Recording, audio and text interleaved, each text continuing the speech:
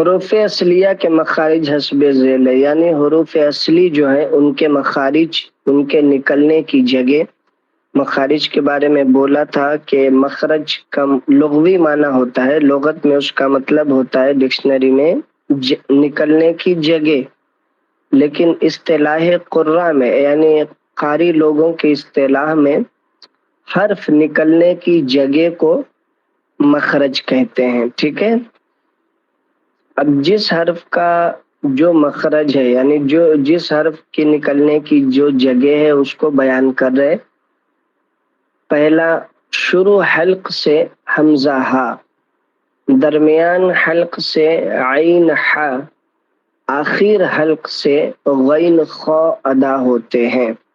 شروع حلق کھانے کے حساب سے اگر ہم دیکھیں تو منہ کی جانب سے ہوتا ہے نا، لیکن حروف کی ادائیگی کے وقت شروع حلق جو ہے سینے کی طرف سے ہوگا، یعنی سینے کی طرف سے جو پہلے آتا ہے وہ شروع حلق، اس کے بعد درمیان حلق یعنی بیچ حلق، اور اس کے بعد منہ کی جانب آخر حلق کہلاتا ہے، ٹھیک ہے، حروف کی ادائیگی میں۔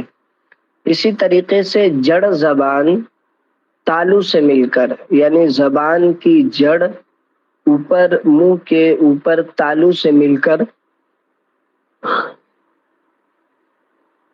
قاف ادا ہوتا ہے، اور قاف کے مخرج سے تھوڑا منہ کی جانب ہٹ کر کاف ادا ہوتا ہے۔ اوپر قلم سے لکھ دیا گیا ہے، کیونکہ صرف اتنا کہہ دینا اور اس کے بعد ہی سے کاف ادا ہوتا ہے تو یہ تھوڑا سا سمجھ میں نہیں آتا تھا، اس لیے کاف تھوڑا اوپر لکھ دیا کہ اس کے بعد کدھر، پیچھے جانب کہ آگے جانب، تو وہی بتا رہے کہ قاف کے مخرج سے تھوڑا منہ کی جانب ہٹ کر، یعنی جدھر منہ ہے اس جانب ہٹ کر کاف ادا ہوتا ہے۔ نمبر 3، بیچ زبان تالو سے مل کر جیم، شین یا غیر مدہ ادا ہوتی ہے۔ اب انہوں نے یا غیر مدہ کہا ہے، ٹھیک ہے، تو حروف مدہ 3 ہوتے ہیں، ایک ہوتا ہے یا مدہ، ایک ہوتی ہے یا غیر مدہ۔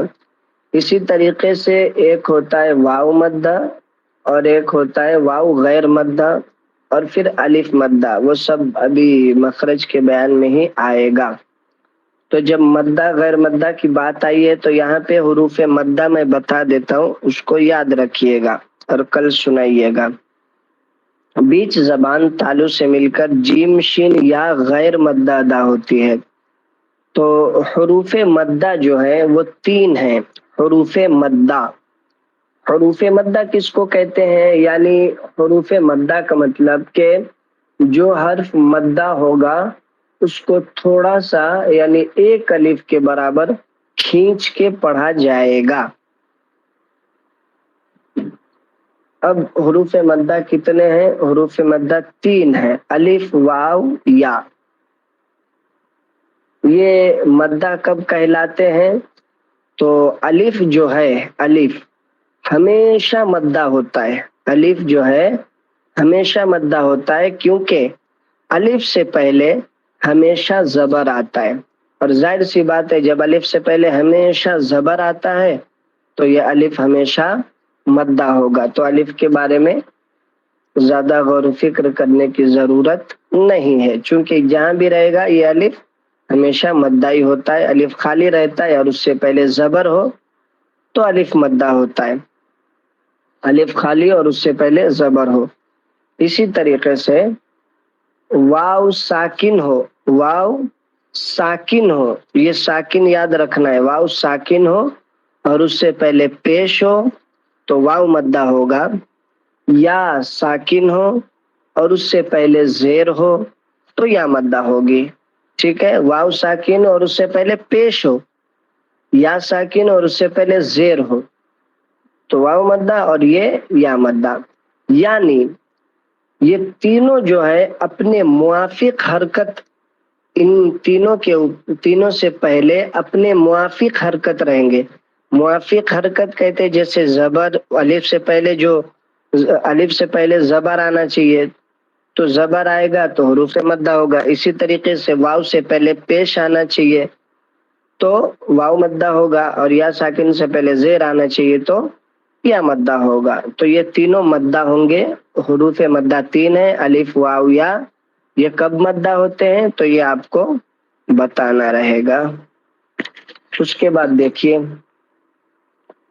کنارہ زبان داڑھ سے مل کر, یہ ہٹ ہی نہیں رہے, یہ اوپر لکھا ہوا ہے داڑھ, یہ اوپر کا ہٹ نہیں رہے پین والا, تو اس لیے شاید آپ کو دکھ نہیں رہا ہوگا. کنارہ زبان داڑھ سے مل کر, داڑھ کہتے ہیں جو دانت میں اندر کی جانب, دونوں سائڈ اندر کی جانب جو بڑے بڑے دانت ہوتے ہیں نا, اس کو داڑھ کہتے ہیں. اوپر کی طرف اس کو داڑھ کہتے ہیں, دانت بڑے بڑے جو ہوتے ہیں. تو کنارہ زبان داڑھ سے مل کر ضاد ادا ہوتا ہے. کنارہ زبان مسوڑے سے مل کر لام ادا ہوتا ہے. سرا زبان تالو سے مل کر نون ادا ہوتا ہے. بس اتنا ہی آپ کو یاد کر کے سنانا ہے. کب؟ منڈے کو. ٹھیک ہے.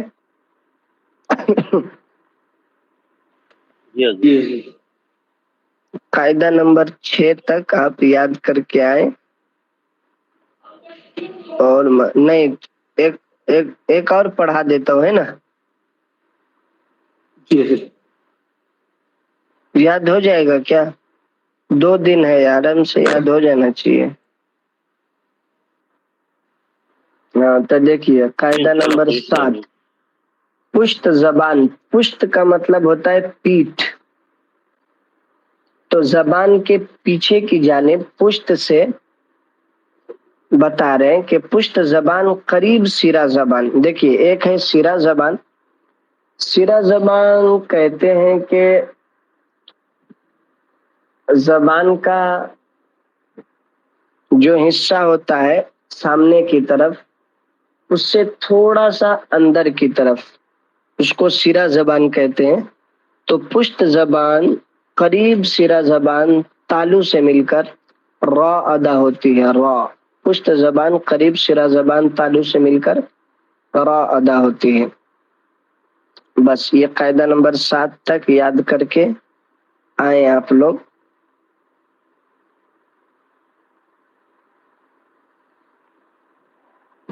اور پھر منڈے کو سنائیں گے.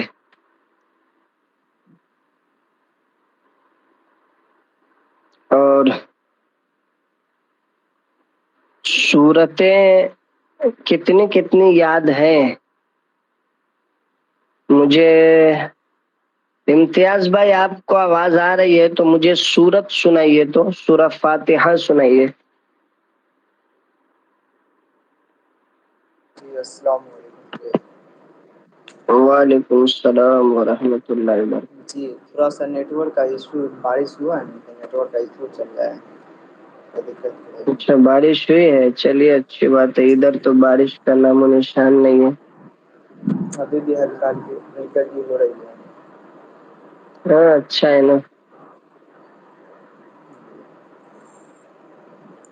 جی اجے تو کیا سنا ہے؟ سورہ فاتحہ سنائیے. الحمد للہ رب العالمین, یہ سنائیے. الحمد للہ رب العالمین.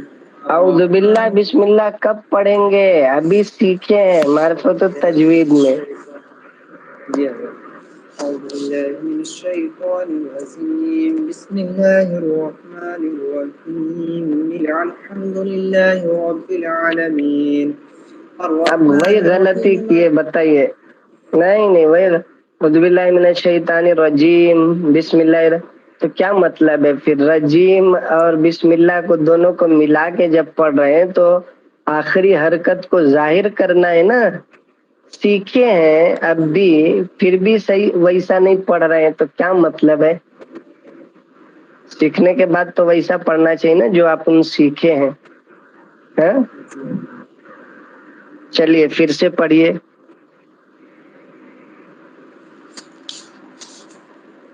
بالله من الشيطان الرجيم بسم الله الرحمن الرحيم الحمد لله رب العالمين بسم اللہ الرحمن الرحیم مل الحم نہیں ہوگا، بسم اللہ الرحمن الرحیم مل الحمد للہ، مل کے بعد ال کہنے کی کیا ضرورت ہے؟ اعوذ باللہ من الشیطان الرجیم بسم اللہ الرحمن الرحیم الحمد للہ، ایسے پڑھنا ہے. رب العالمین الرحمن الرحیم مالک یوم الدین. ارے کیسا رکے کیسا پڑھ رہے آپ؟ الحمدللہ رب العالمین الرحمن الرحیم، تو رک جائیے نا. جہاں وقف کر رہے ہیں، پورا قاعدہ وقف کا جاری کر رہے ہیں، تو وہاں رک جائیے، ایک ایک آیت آرام سے پڑھیے.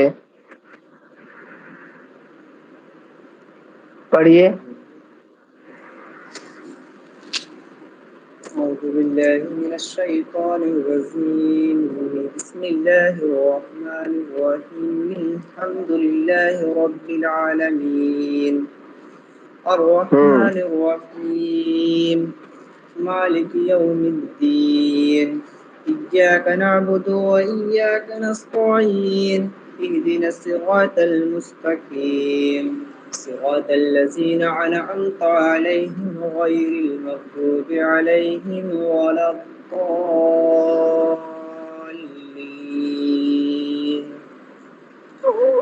صراط الذین ہے، ذال کو جب ادا کریں گے نا تو ذال ادا کرتے وقت ہونٹ کا ایک دم آخر والا حصہ اوپر کے دانتوں سے ٹچ ہوئے گا.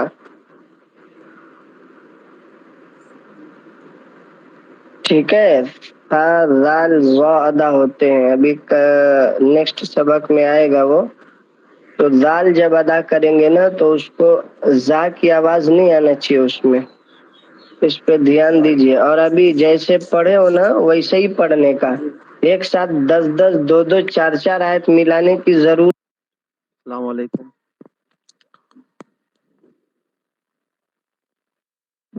وعلیکم السلام.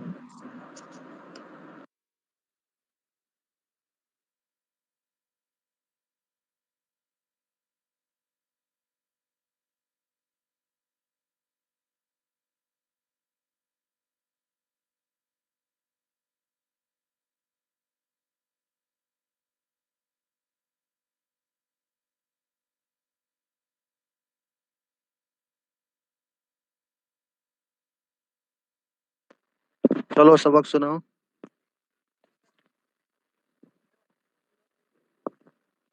ہلو. بسم اللہ الرحمن الرحیم.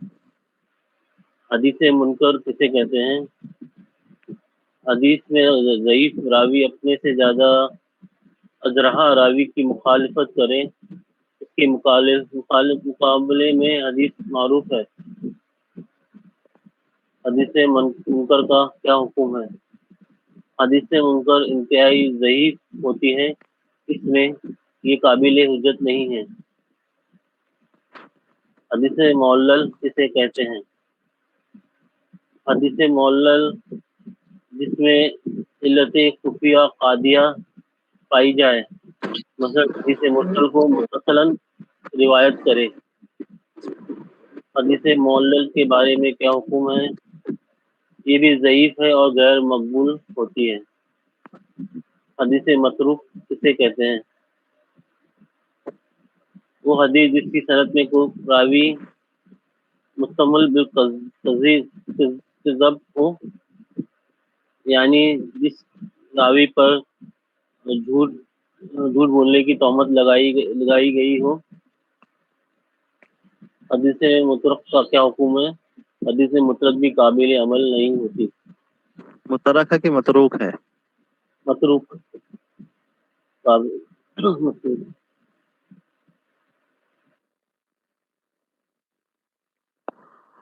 چلو ریاض خان آپ سناؤ.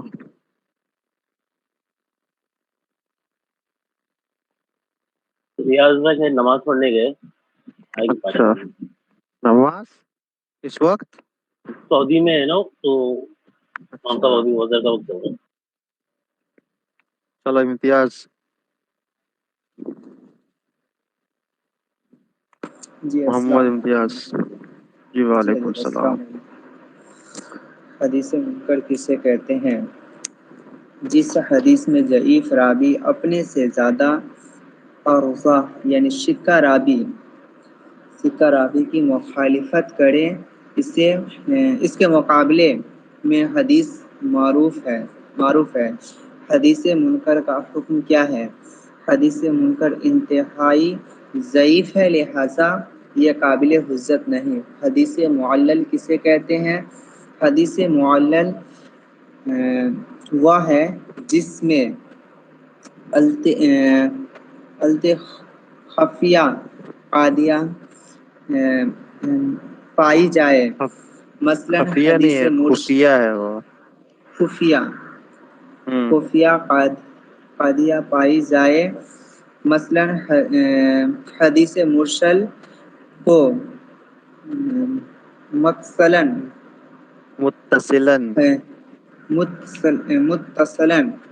روایت کرنا. حدیث معلل کے بارے میں کیا حکم ہے؟ یہ بھی ضعیف ہے اور غیر مقبول ہے. حدیث متروک کسے کہتے ہیں؟ وہ حدیث جس کی سند میں کوئی آواز نہیں آ رہی آپ راوی. کی. جی حضرت آواز مل رہی ہے؟ ہیلو ہیلو ہیلو ہاں پڑھو. آواز جا رہی ہے حضرت؟ چل. ہیلو ارے یار جی حدیث متروک کسے کہتے ہیں؟ وہ حدیث جس کی سند میں کوئی راوی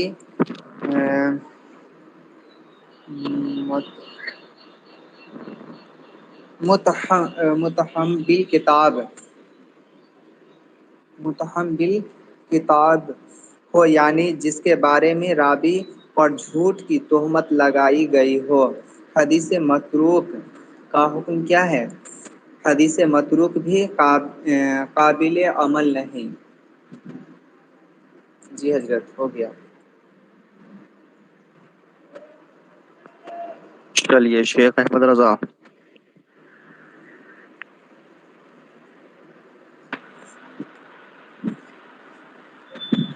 السلام علیکم.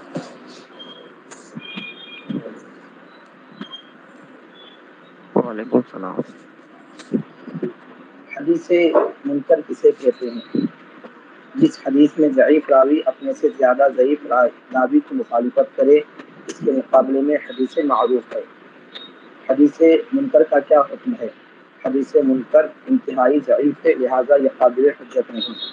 حدیث محلل کسے کہتے ہیں؟ حدیث محلل وہ ہے جس میں علت خفیہ قادحہ ممنوعہ پائی جائے. مثلا حدیث مرسل کو متصلاً روایت کرنا. حدیث محلل کے بارے میں کیا حکم ہے؟ یہ بھی ضعیف اور غیر مقبول ہے. حدیث متروک کسے کہتے ہیں؟ وہ حدیث جس کی سند میں کوئی راوی متہم بالکذب یعنی جس متہم کے بالکذب. متہم بالکذب یعنی جس کے راوی پر جھوٹ کی تہمت لگائی گئی ہے. حدیث متروک کا کیا حکم ہے؟ حدیث متروک بھی قابل عمل نہیں. چلیے جاوید شیخ.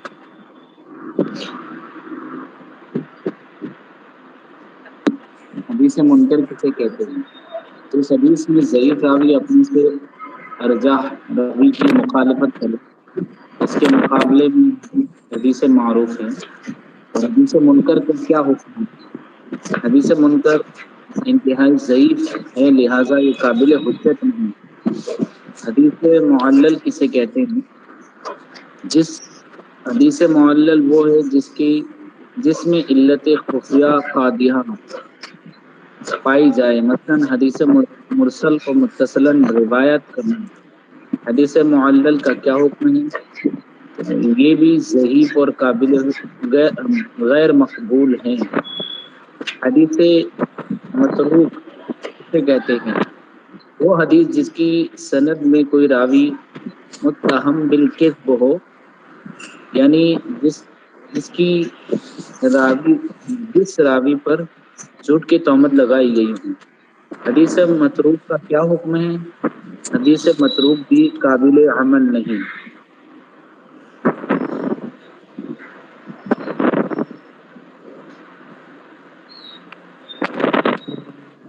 چلو محمد ریحان۔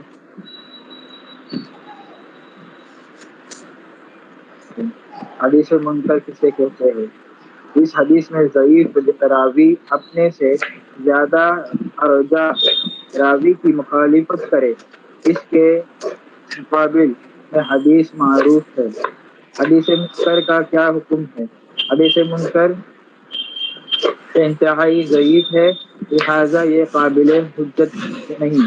حدیث معلل کسے کہتے ہیں؟ حدیث معلل وہ ہے جس میں علت خفیہ قاعدہ یعنی ممنوع قادحہ یعنی ممنوع پائی جائے۔ مثلا حدیث مرسل کو متصل روایت کرنا۔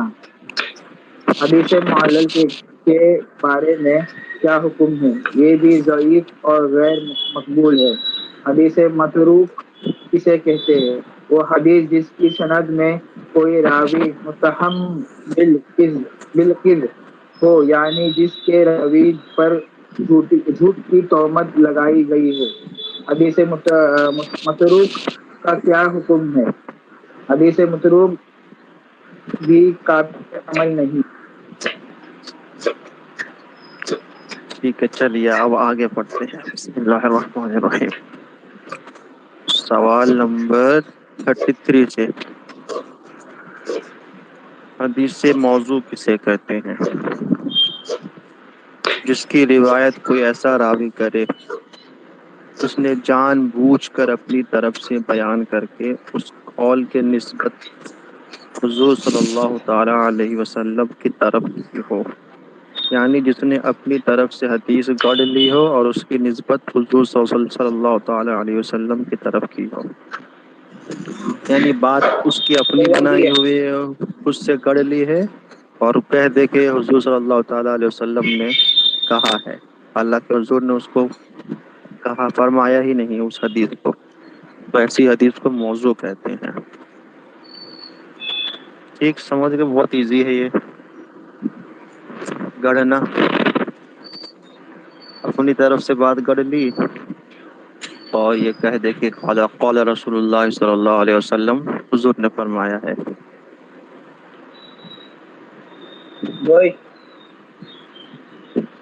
حدیث موضوع کا کیا حکم ہے؟ موضوع حقیقت میں حدیث ہی نہیں، علماء امت کا اتفاق ہے کہ موضوع حدیث بالکل مردود و غیر مقبول ہے۔ اصل میں یہ حدیث ہی نہیں ہوتی ہے۔ حدیث تو کہتے ہیں سرکار کے قول فعل اور تقریر کو نا، جب سرکار نے کہا ہی نہیں ہے، فرمایا ہی نہیں، تو حدیث ہوئی کہاں سے؟ اس کو مجازن میٹافوریکلی اس کو حدیث کہا جاتا ہے، کیونکہ یہ حدیث کی ایک قسم میں آ گئی اس وجہ سے، ورنہ حقیقتاً حدیث موضوع حدیث ہی نہیں ہوتی ہے، وہ کسی انسان کی اپنی بنائی ہوئی بات ہے جس کو اس نے سرکار کی طرف منسوب کر دیا ہے۔ پھر ہے سوال نمبر 35، حدیث مقلوب کسے کہتے ہیں؟ حدیث مقلوب وہ حدیث ہے جس کی سند یا متن کے لفظ کو دوسرے لفظ سے تبدیل کر دیا جائے، یا ایک راوی کی جگہ دوسرے راوی کا نام ذکر کر دیا جائے، یعنی اس کی جو متن ہے اس میں لفظ کی ادلا بدلی کر دے، کوئی متن میں کوئی اور لفظ ہے، کوئی اور ورڈ ہے، اس کی جگہ کوئی اور ورڈ ایڈ کر دے، یا جو راوی کا نام ہے اس راوی کے نام کی جگہ کسی دوسرے راوی کا نام ذکر کر دے، جیسے راوی میں احمد رضا ہے تو امتیاز کا نام ایڈ کر دے وغیرہ احمد رضا کی جگہ، تو یہ ہوگی حدیث مقلوب۔ حدیث مقلوب کا کیا حکم ہے؟ حدیث مقلوب بھی ضعیف ہے۔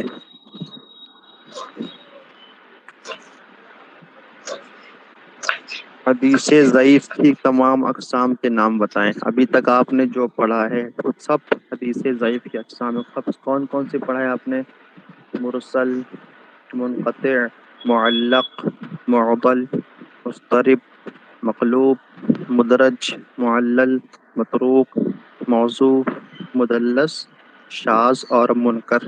یہ کل 13 قسمیں ہیں جو احادیث ضعیفہ کی کیٹیگری میں آتی ہیں، ضعیف احادیثوں کی۔ ٹھیک ہے، بس اب میں نے جو پڑھا ہے اس میں اگر کچھ سمجھ میں نہ آیا ہو تو پوچھ لو۔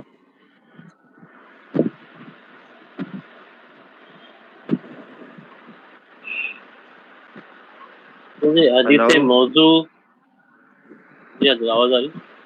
حدیث موضوع اگر ضعیف، مطلب ضعیف کے کیٹیگری میں ڈالا جائے تو مطلب یہ حدیث ہے ہی نہیں نا، تو ضعیف مطلب ضعیف بھی نہیں بول سکتے نا اس کو تو۔ نہیں، ضعیف کی کیٹیگری میں اس نے میں نے بھی کہا حدیث ہے ہی نہیں، لیکن اسی کیٹیگری میں آتی ہے۔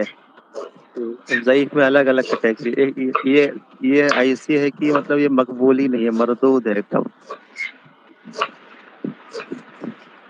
اس کو صرف ایسے ہی حدیث کہہ دیا جاتا ہے، حقیقت حدیث ہے نہیں وہ۔ جی حضرت۔ اور کسی کو کچھ پوچھنا ہے؟ نہیں حضرت۔ ایسے حدیث پاک پہ نا رسول صلی اللہ تعالی علیہ وسلم میں ارشاد فرمایا، من کذب علی متعمدا فلیتبوأ مقعدہ فی النار، یعنی جس نے مجھ پر جان بوجھ کر جھوٹ باندھا تو اپنا ٹھکانہ جہنم بنا لے۔ یہ ایک وعید ہے، جو اللہ، چاہے وہ حدیث وہ بات کتنی ہی اچھی کیوں نہ ہو، لیکن جب حضور صلی اللہ علیہ وسلم نے اس کو نہیں فرمایا ہے تو چاہے بات کتنی ہی اچھی اور خوبصورت کی کیوں نہ ہو، اس کی کوئی بھی انسان کوئی حق نہیں کہ اس قول کی نسبت سرکار کی طرف کرے جو بات سرکار نے فرمائی ہی نہیں صلی اللہ علیہ وسلم۔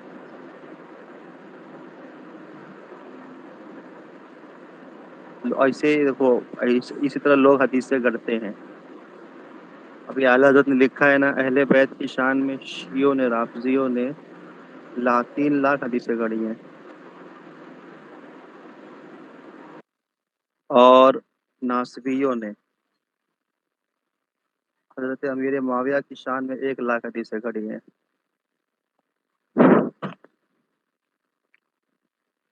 وہ لوگ شان بڑھانے کے لیے جو کسی کی محبت میں حد سے بڑھ جاتے ہیں، کوئی اہل بیت کی محبت میں حد سے بڑھ گیا، کوئی صحابہ کی محبت میں، تو اسی محبت میں وہ شان بڑھانے کے لیے اپنی طرف سے حدیث بنا کے گڑھ دیتے ہیں۔ اسی لیے حدیث کی یہ اس میں پورا یہ جو اصول حدیث ہے اس کو بنایا گیا ہے کہ کون سی حدیث کو ایکسیپٹ کرنا ہے، کون سی حدیث کو چھوڑ دینا ہے۔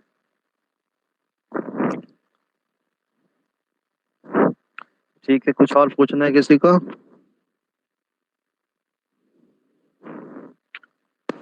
جی نہیں حضرت۔ ٹھیک ہے، اس کو حضرت اچھے سے یاد، ہاں بولو۔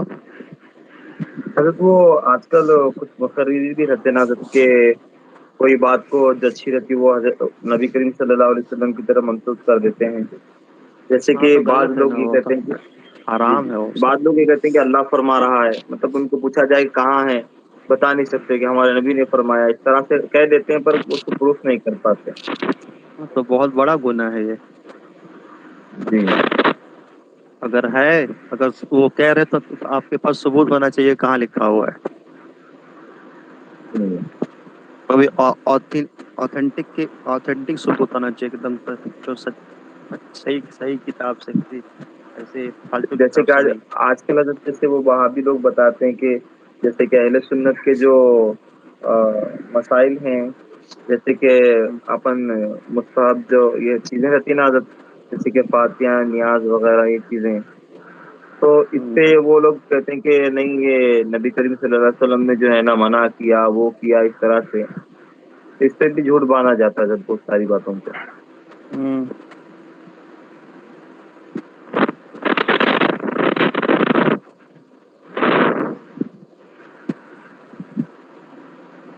ٹھیک ہے، ٹھیک ہے، بس کچھ اور سوال نہیں ہے نا؟ کچھ اور پوچھنا ہے؟ جی نہیں حضرت. ٹھیک ہے حضرت چلیے. یہ آج سوال نمبر 33 سے اور حدیث 37 موضوع یاد سے لے کرنا کر، ہے. ہاں جی، جی حدیث اچھی بات. موضوع سے لے کر اور جو ضعیف کی تمام اقسام ہے ہاں جی وہ جی پانچ. جی جزاک اللہ. ٹھیک ہے چلیے، السلام علیکم. وعلیکم. وعلیکم السلام.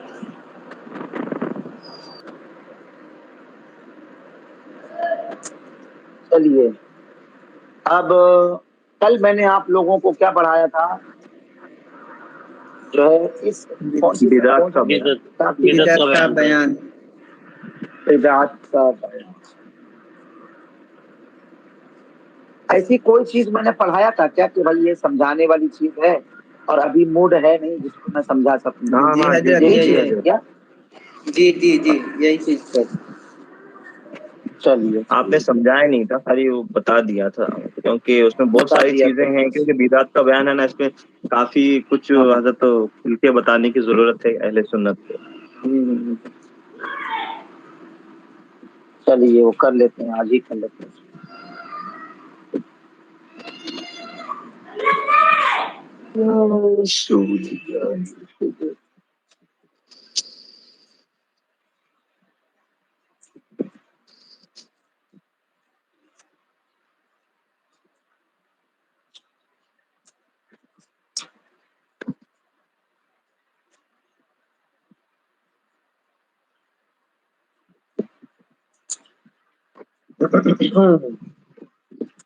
بسم اللہ الرحمن الرحیم. بدعت کا بیان. ماشاءاللہ آپ لوگ جو ہے نا جہاں تک پڑھ رہے ہیں، ایک اعتبار سے دیکھا جائے تو آپ لوگوں کی پٹری بہت اچھی چل رہی ہے. یہ بدعت کا بیان اور تھوڑا بہت جو ہے پچھلے سال ہم نے پڑھایا تھا، یعنی تقریباً 30 صفحے تک، اور آپ لوگ ابھی ایک مہینے کے اندر ہی الحمدللہ یہاں تک پہنچ چکے ہیں. چلو خیر، بہت اچھی چیز ہے. اب آج تھوڑا سا میں اس کی ڈیٹیل بتا دیتا ہوں. کل جو بتایا تھا بدعت کا بیان، سوال بدعت کسے کہتے ہیں وہ آپ لوگ جانتے ہیں. بدعت کسے کہتے ہیں؟ بدعت کہتے ہیں نئی چیز کو. بدعت کس کو کہتے ہیں؟ نئی چیز کو، بس نیو چیز. اور شریعت کی اصطلاح میں وہ چیز جو نبی علیہ الصلوۃ والسلام کے ظاہری زمانے میں نہ ہو، چاہے وہ چیز دینی ہو یا دنیاوی ہو. اس اعتبار سے بدعت کی کتنی قسمیں ہو گئی؟ 3. مطلق 3 قسمیں ہوئی. بلکہ دوسری کتابوں میں آپ دیکھیں گے وہاں پر آپ کو ملے گا مطلب 2 قسمیں: بدعت سیئہ، بدعت حسنہ. کیا ہے؟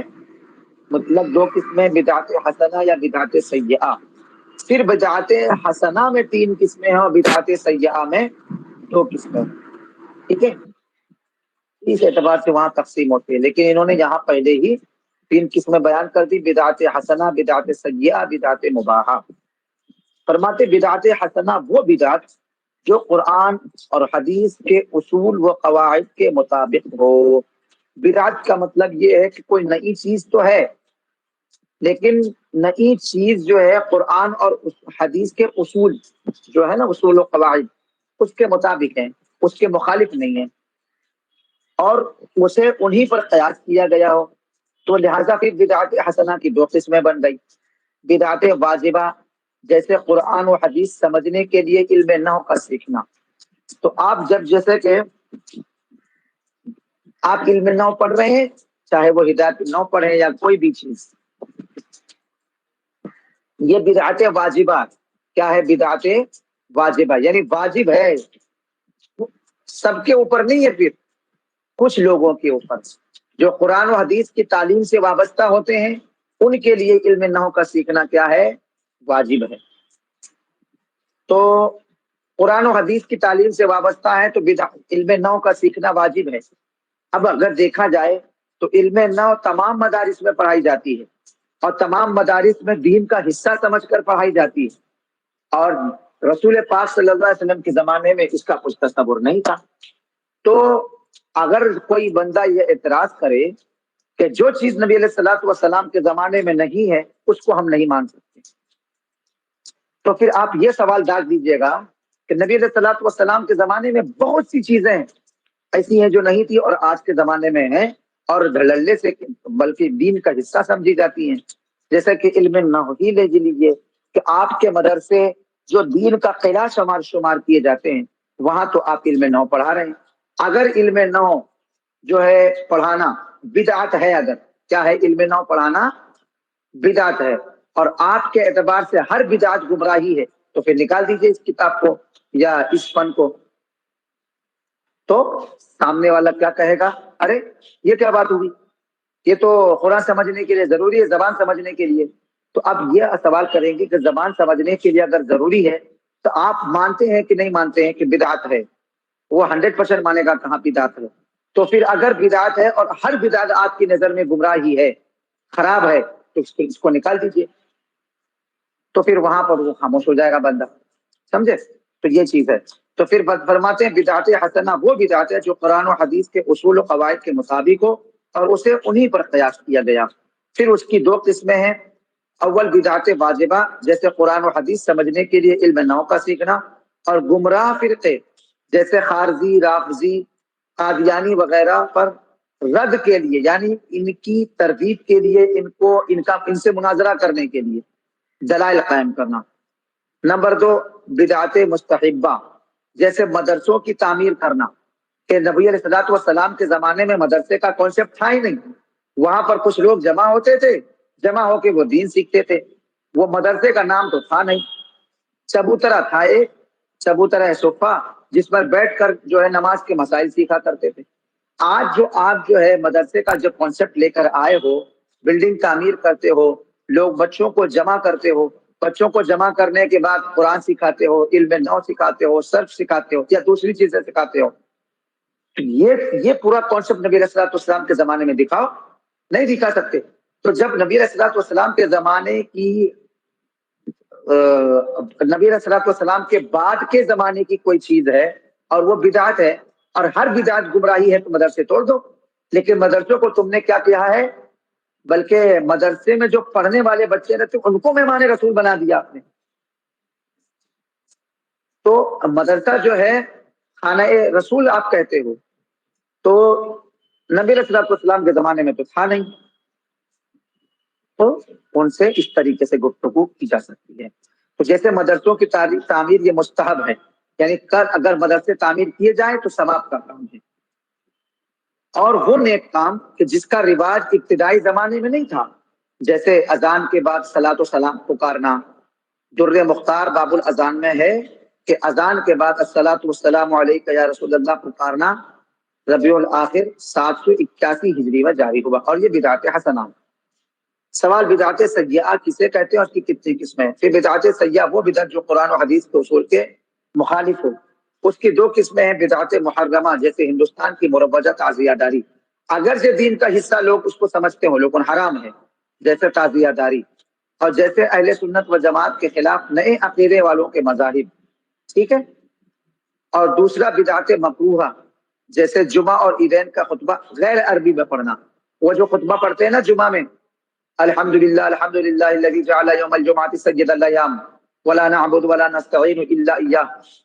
तो ये जो खुतबा होता है, इस खुतबे को अगर कोई इंसान उर्दू में पढ़ना शुरू कर दे तो ये बिदअत मकरूहा है, ठीक है। सवाल बिदअत मुबाहा किसे कहते हैं?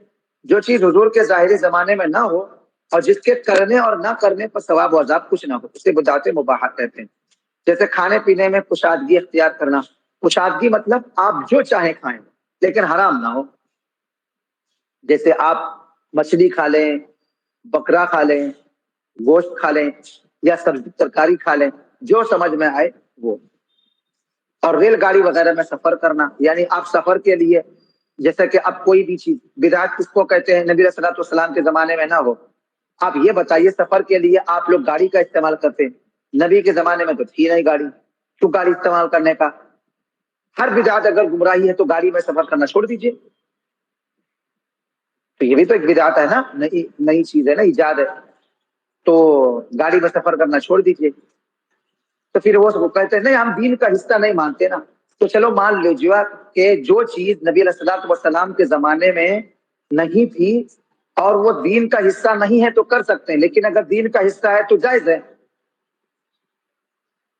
تو دین کا حصہ نہیں بنانا چاہیے. وہ کہتے ہیں کہ ہم جو ہے بدعات کو دین کا حصہ نہیں بناتے ہیں. تو اگر بدعات کو دین کا حصہ نہیں مانتے ہیں تو پھر یہ بتائیے علم نحو علم صرف دین کا حصہ ہے کہ نہیں ہے؟ ارے تو آپ نحو صرف کی بات کرتے ہو، آپ حدیث کی کتابیں حدیث پڑھ کر، حدیث کی کتاب بخاری پڑھ کر، مسلم پڑھ کر یا دوسری کتابیں پڑھ کر جو نبی علیہ الصلوۃ والسلام کی زندگی کے حوالے سے آپ علم حاصل کرتے ہو. یہ بخاری بھی تو نہیں تھی ہمارے نبی کے زمانے میں. بخاری تو بعد میں لکھی گئی نا، 100-150 سال کے بعد، 150-200 سال کے بعد. تو آپ نکال دیجئے، دین کا حصہ مت مانیے اس کو.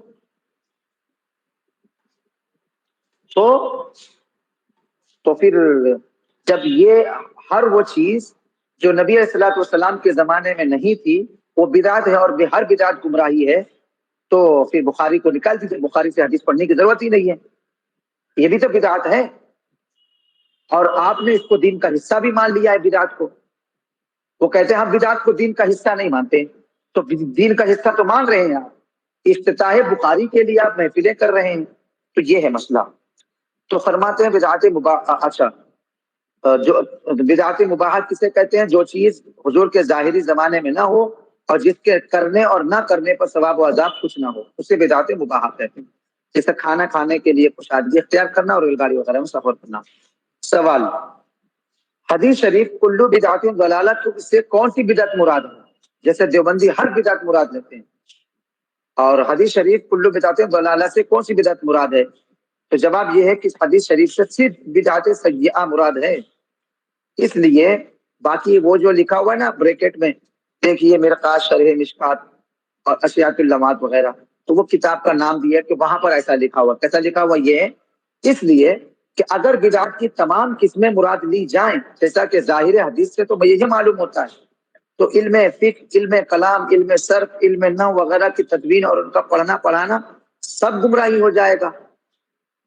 سوال، کیا بدعت کا حسنہ اور سیئہ ہونا حدیث سے ثابت ہے؟ آپ لوگ جو یہ کہتے ہو کہ بدعت کی کئی قسمیں ہیں، تو کیا ہمارے نبی نے ایسا کہا کہ بدعت کی قسمیں ہوں گی؟ تو جواب فرما رہے ہاں، بدعت کا حسنہ اور سیئہ ہونا حدیث شریف سے ثابت ہوئی ہے. ترمذی شریف میں ہے، حضرت عمر فاروق اعظم نے تراویح کی باقاعدہ جماعت قائم کرنے کے بعد فرمایا نعمت البدعۃ ھذہ، یہ اچھی بدعت ہے. اور مسلم شریف میں حضرت جریر سے روایت ہے کہ رسول پاک صلی اللہ علیہ وسلم نے فرمایا جو اسلام میں اچھے طریقوں کو رائج کرے تو اس کو اپنے رائج کرنے کا بھی ثواب ملے گا، اور جو لوگ ان لوگوں کے عمل کرنے کا بھی ثواب ملے گا جو اس کے بعد اس طریقے پر عمل کرتے رہیں گے، اور عمل کرنے والوں کے ثواب میں کوئی کمی نہیں ہوگی. اور جو شخص مذہب اسلام میں برے طریقے کو رائج کرے گا تو اس پر اس کے رائج کرنے کا بھی گناہ ہوگا اور ان لوگوں کے عمل کا بھی گناہ ہوگا جو اس کے بعد اس طریقے پر عمل کرتے رہیں گے، اور عمل کرنے والوں کے گناہ میں کوئی کمی نہیں ہوگی. مطلب یہ ہے کہ اس حدیث سے بھی تو پتہ چلتا ہے کہ اگر کوئی انسان اسلام میں اچھی چیز جس کو لوگ اچھا سمجھیں اگر وہ ایجاد کرتا ہے ثواب ملے گا اس کو. حدیث میں تو یہی بتایا گیا ہے. ہاں اگر برا ہے تو برائی کا بھی گناہ ملے گا. سوال، کیا میلاد کی محفل منعقد کرنا بدعت سیئہ ہے؟ جواب، میلاد کی محفل منعقد کرنا، اس میں حضور کی پیدائش کے حالات اور دیگر فضائل و مناقب بیان کرنا برکت کا باعث ہے، اسے بدعت سیئہ کہنا گمراہی. سوال، کیا حضور کے زمانے میں میت کا تیجا ہوتا تھا؟ جواب، میت کا تیجا اس طرح 10واں 20واں 40واں وغیرہ کچھ حضور کے زمانے کے ظاہری زمانے میں نہیں ہوتا تھا، بلکہ یہ سب بعد کی ایجادات ہیں اور بدعت حسنہ ہیں. اس لیے ہے کہ ان میں میت کے ایصال ثواب کے لیے قرآن خوانی ہوتی ہے، صدقہ و خیرات کیا جاتا ہے، غرباء اور مساکین کو کھانا کھلایا جاتا ہے، اور یہ سب کے سب ثواب کے کام ہیں. ہاں اس موقع پر شادی بیاہ کی طرح دوست و احباب اور عزیز و اقارب کی دعوت کرنا ضرور بدعت سیئہ ہے. بات سمجھ میں آ گئی؟ تو یہ اب اس میں سے آپ لوگوں کو کیا پوچھنا ہے آپ آرام سے پوچھ سکتے ہیں.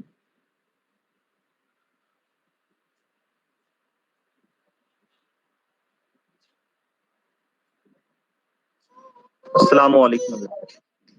وعلیکم السلام ورحمۃ اللہ. حضرت اس میں جیسے کہ آخری سوال ہیں، 2-3 سوال ہیں میرے، 3-4. اس میں سے جو آخری وہ جو 30واں کرنا 40واں کرنا جو برسی کرنے کے مطابق ہے، اس میں یہ کہا گیا ہے کہ اگر برسی اس طرح سے کریں جس سے کہ شادی بیاہ کرتے ہیں تو یہ بدعت سیئہ ہو جائے گا. تو اس کے مطابق تھوڑا سا کیونکہ اعلیٰ حضرت کا بھی کچھ اس طرح سب سے سے پہلے فتویٰ ہے شاید. سنو اعلیٰ حضرت کا فتویٰ جو ہے میں بتا رہا ہوں. اعلیٰ وہ فتویٰ ہم لوگ بھی فتاوی رضویہ جو ہے پڑھتے ہیں نا، تو اس میں وہ بات پڑھی ہے ہم نے. فتاوی رضویہ میں اعلیٰ حضرت نے جہاں بھی کہا ہے نا مسجد کا کھانا جو ہے غریبوں میں فقراء اور مساکین کا ہے، اور جو ہے وہ کھانا نہیں کھانا چاہیے. اور ایک حدیث ہے کہ جو مسجد کا کھانا کھاتا ہے اس میں وہ بے غیرتی آ جاتی ہے، ایسا کچھ الفاظ ہیں. تو اعلیٰ حضرت نے فرمایا ہے کہ وہ جو حدیث ہے کہ مسجد کا کھانا نہیں کھانا چاہیے، اس سے مراد جو ہے وہ مسئلہ ہے کہ جو لوگ علم اچھا نہیں وہ دل میں نہیں آ رہی. سنیے، تو اس اعلیٰ حضرت نے فرمایا ہے کہ اس حدیث سے یہ مراد ہے کہ جو لوگ اس امید میں رہیں، انتظار میں رہیں کہ کون اس گاؤں میں مرے اور اس کے گھر پہ جا کے کھانا کھاؤں، تو ایسے لوگوں کا دل مردہ ہو جاتا ہے. ہاں، دل مردہ ہونے کی بات کہ جو لوگ مسجد کا کھانا کھاتے ہیں ان کا دل مردہ ہو جاتا ہے. تو وہ اس حدیث سے مراد وہ لوگ ہیں کہ جو اس انتظار میں رہتے ہیں کہ کون اس علاقے میں مرے اور کب ہم ان کے گھر پہ جا کر کھانا کھائیں. ایسے لوگوں کا دل مردہ ہو جاتا ہے. وہ اس کے بالمقابل اگر کوئی انسان جو ہے، تو جیسے کہ میت کے 3 دن تو بہتر ہے کہ نہ کھایا جائے، اور جو تیسرا ہوتا ہے نا 3 دنوں کے درمیان بالکل عام لوگوں کو بھی بہتر ہے نہ جائے. لیکن اس کے بالمقابل اگر 40ویں میں کیا ہوتا ہے، 40ویں میں نیاز اور فاتحہ وغیرہ دلوا کر ایصال ثواب کروا کر وہ کھانا لوگوں میں تقسیم کیا جاتا ہے. تو وہ کھانا جہاں تک اس اعلیٰ حضرت کے فتوے سے بات سمجھ میں آئی، اس کے کھانے میں کوئی حرج نہیں، لیکن وہ بھی ثواب کی نیت سے کھانا ہے. ہاں، اگر وہی چیز تیجا اور دسواں کو بھی کیا کیا جائے کہ شادی بیاہ کی طرح دھوم دھام سے منایا جائے، پہلا مسئلہ. دوسرا مسئلہ یہ ہے کہ جس طریقے سے شادی بیاہ میں لوگوں کو دعوت دی جاتی ہے نا، اسی طریقے سے اگر شادی بیاہ کی طرح دعوت دی جائے تو یہ اس طریقے سے کرنا جو ہے بدعت سیئہ. ہاں، آپ کیا کریں کہ آپ جو ہے یہ کریں کہ بھائی 40ویں میں نیاز کا اہتمام، آپ نیاز بولیے نا، نیاز کا اہتمام نہیں، سوری 40ویں کی مناسبت سے جو ہے قرآن خوانی، فاتحہ خوانی یا جو کچھ بھی آپ کرتے ہیں، میلاد خوانی جو کچھ بھی کرتے ہیں وہ میلاد خوانی ہوگی، اور حاضرین کو نیاز بھی تقسیم کی جائے گی، چاہے وہ نیاز جو ہے کھانے کی صورت میں ہو یا سوکھے نیاز کی صورت میں ہو. اس طریقے سے کرنے میں کوئی حرج نہیں ہے. لیکن یہ دعوت دینا کہ بھائی آپ کی ہمارے گھر پہ آپ کی دعوت ہے، ہمارے گھر پہ آپ کی دعوت ہے، تو یہ کرنا جو ہے مناسب نہیں ہے. بات سمجھ میں آ گئی؟ جی حضرت اعلیٰ حضرت کا بھی کچھ فتویٰ یہ ہے نا کہ برسی تیسرا اور 40واں کھانا صرف یہ مساکین اور غربا الفقراء کے لیے ہے. نہیں، کھانا ہاں وہی وہ کس کے کیا مسئلہ ہے؟ وہ اعلیٰ حضرت کا فتویٰ اس کو جو ہے نا لوگوں نے ہاں ایک چیز کو لے کر اس کو ہوا اڑا دیا گیا اعلیٰ حضرت کے اس فتوے کو. وہ فتویٰ جو ہے نا میں نے پڑھا ہے، میں نے اس فتوے کو کتاب الجنائز جلد میں ہے نا، مترجم آج غالباً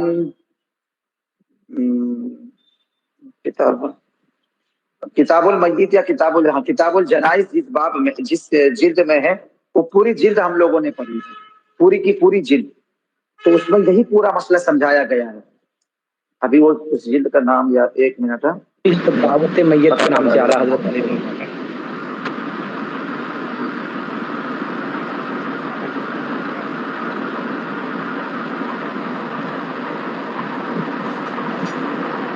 آواز کا ایشو ہو گیا. اعلیٰ حضرت علیہ رحمہ کا ایک رسالہ بھی ہے نا دعوت میت کے نام سے.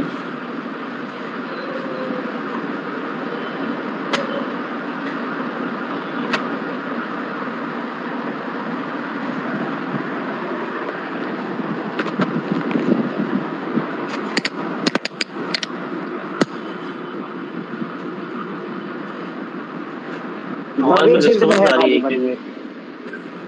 आवाज आ रही मेरी आप लोगों को?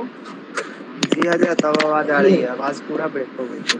हाँ, असल में वो किताब है फतावा रज़विया जो है ना, वो जो 30 जिल्दों में है ना, 30 जिल्दों में,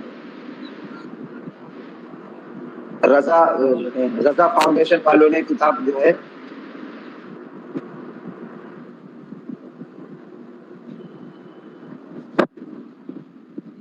बाकी हजरत भी माइक बंद कर देना।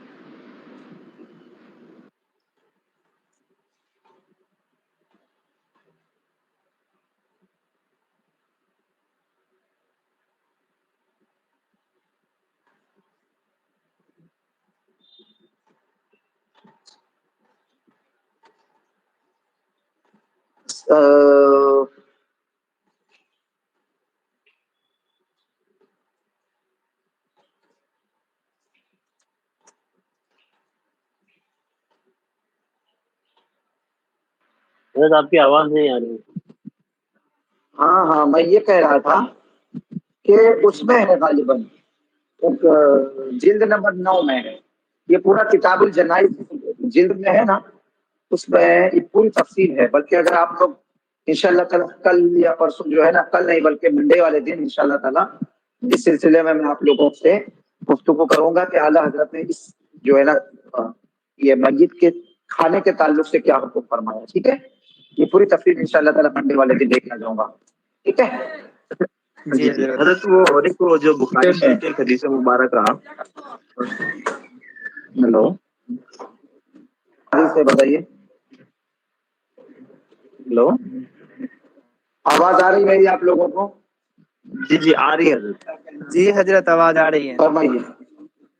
हाँ हजरत वो एक बुखारी शरीफ की हदीस मुबारक है ना, जिसके बाद अल्लाह के नबी सल्लल्लाहु अलैहि वसल्लम ने फरमाया कि करीब क़यामत मेरी उम्मत मस्जिदों को ऐसे संवारेगी, ऐसे सजाएगी, ऐसे बनाएगी जैसे यहूदी अपने बुतखानों को बनाते हैं।